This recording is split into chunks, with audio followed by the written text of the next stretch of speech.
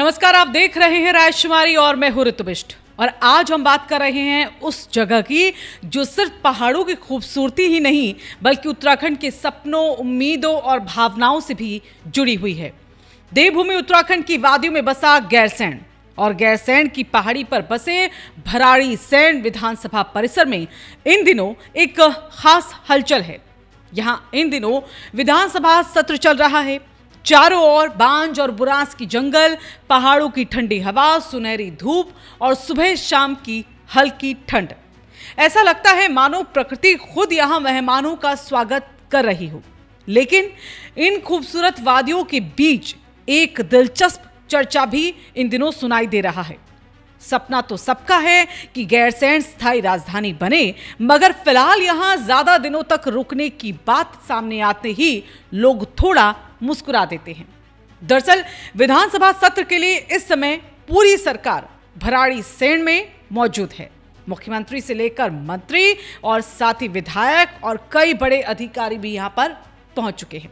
सत्र के दौरान जनहित के मुद्दों पर सदन में लगातार चर्चा हो रही है। राज्य की योजनाओं, विकास और साथ ही बजट को लेकर गंभीर बहसें भी चल रही है। सत्र को सुचारू रूप से चलाने के लिए प्रशासन ने भी पूरी तैयारी कर ली। सुरक्षा के लिए बड़ी संख्या में कर्मचारी यहां पर तैनात है। व्यवस्था संभालने वाले अधिकारी दिन रात काम में लगे हुए हैं ताकि विधानसभा की कार्यवाही व्यवस्थित ढंग से चल पाए। लेकिन सदन के अंदर जहां नीतियों और योजनाओं पर चर्चा हो रही है, वहीं सदन के बाहर एक अलग ही चर्चा लगातार सुनने को मिल रही है। लोग आपस में यहां पूछते हुए ये नजर आ रहे हैं कि सत्र आखिरकार कब तक चलेगा, वापसी कब होगी। ये चर्चा इसलिए भी है क्योंकि भराड़ीसैंण अभी विकास के एक लंबे सफर से यहां पर गुजरा है। यहां स्थायी राजधानी का सपना जरूर देखा गया, लेकिन उस सपने को पूरी तरह साकार करने के लिए अभी बहुत कुछ किया जाना बाकी है।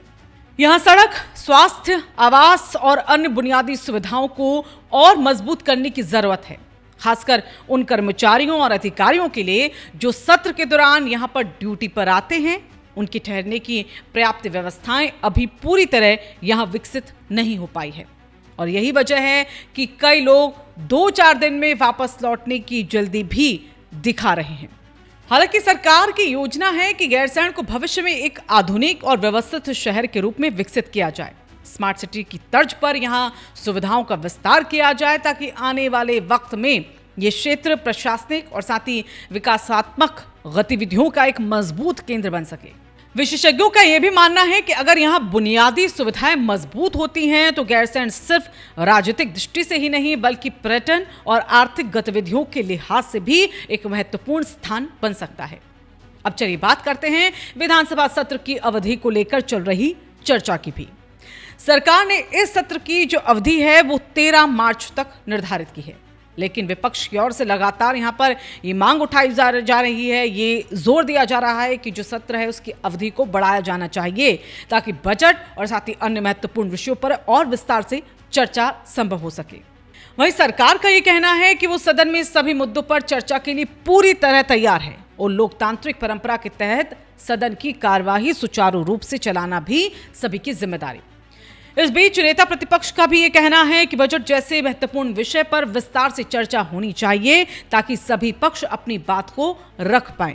यानी कुल मिलाकर सदन के अंदर लोकतांत्रिक प्रक्रिया के तहत पक्ष और साथ ही विपक्ष दोनों अपनी अपनी बातों को रख रहे हैं और यही तो लोकतंत्र की खूबसूरती भी है, जहां विचारों का आदान प्रदान होता है, चर्चा होती है और जनहित के मुद्दों पर निर्णय भी लिए जाते हैं।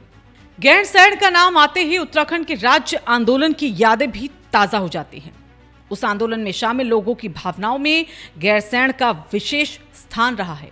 इसी भावना को व्यक्त करते हुए बद्रीनाथ विधानसभा क्षेत्र से जो कांग्रेस के विधायक हैं लखपत बुटोला, उन्होंने यहां पर ये कहा है इस दौरान, सत्र के दौरान, कि राज्य आंदोलनकारियों की भावनाओं के अनुरूप ही गैरसैंण को स्थायी राजधानी बनाया जाना चाहिए। उनका यह भी कहना है कि भराड़ीसैंण विधानसभा भवन सिर्फ एक इमारत नहीं है बल्कि ये जनभावनाओं का एक प्रतीक है और एक तरह से इसे जनभावनाओं का हम मंदिर भी कहते हैं। तो उन्होंने ये भी कहा है साथ में कि अगर गैरसैंण को स्थायी राजधानी के रूप में विकसित करना है तो यहाँ पर सड़क, स्वास्थ्य, अन्य सुविधाओं का तेजी से विकास होना बेहद जरूरी है। दरअसल गैरसैंण की कहानी सिर्फ एक भौगोलिक स्थान की कहानी नहीं है, ये एक सपने की कहानी है, एक उम्मीद की कहानी है और उस भावना की कहानी जो उत्तराखंड के निर्माण के समय लोगों के दिलों में मौजूद थी। आज भी जब विधानसभा का सत्र यहाँ पर आयोजित होता है तो ये सिर्फ एक प्रशासनिक गतिविधि नहीं रह जाती है, बल्कि ये उस ऐतिहासिक भावना की याद दिलाता है जिसने एक नए राज्य को जन्म दिया है। गैरसैंण की वादियों में चल रहा ये सत्र हमें यही याद दिलाता है कि विकास का रास्ता हमेशा से ही चर्चा, विचार और साथ ही सहयोग से होकर गुजरता है। और शायद आने वाले वक्त में, आने वाले समय में जब यहाँ सुविधाएं और मजबूत हो पाएंगी, जब सड़कें यहाँ पर बेहतर होंगी, जब ठहरने और साथ ही काम करने की व्यवस्थाएं और विकसित होंगी, तब गैरसैंण का सपना भी और ज़्यादा मजबूत रूप से सामने आएगा। फिलहाल पहाड़ों की ठंडी हवा, बुरांस के लाल फूल और विधानसभा की हलचल सब मिलकर गैरसैंण को इन दिनों खास बना रहे हैं। आप क्या सोचते हैं? गैरसैंण का भविष्य कैसा होना चाहिए? क्या इसे स्थायी राजधानी के रूप में विकसित किया जाना चाहिए? अपनी राय हमें कमेंट बॉक्स में ज़रूर बताएं और इस वीडियो को ज़्यादा से ज़्यादा शेयर करें। और अगर आपको हमारा ये वीडियो पसंद आया हो तो इसे लाइक भी ज़रूर कीजिए और रायशुमारी को सब्सक्राइब करना ना भूलें।